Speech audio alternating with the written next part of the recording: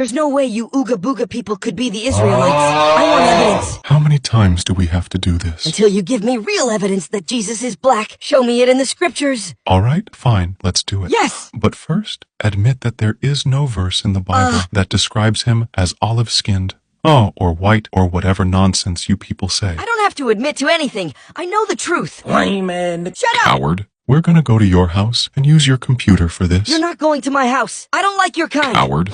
Fine.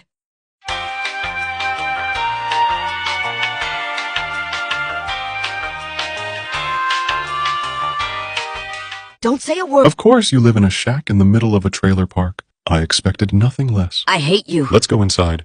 Your room stinks. So how are you going to prove to me that literally anyone in the Bible was black? Okay, do you believe that in the book of Daniel, Daniel was having a vision of a pre-incarnate Christ before he came into flesh? Sure, so what? Let's read Daniel 10:5-6.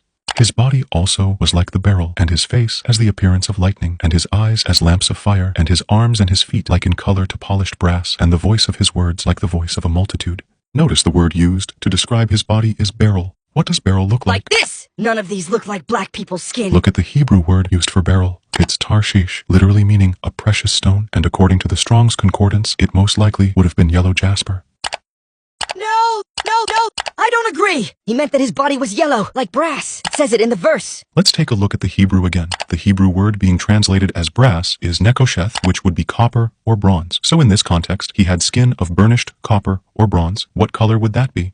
No! It was brass! Let's look up burnished brass then. That's strike one. Now let's look at Revelation 1:15.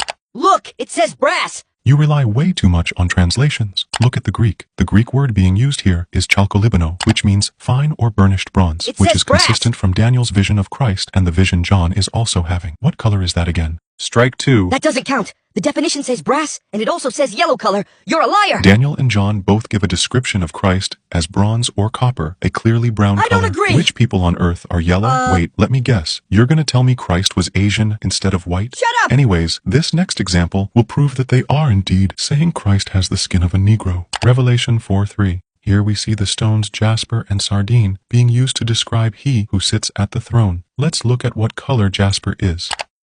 Now let's look at sardine. What color are they? This is nonsense!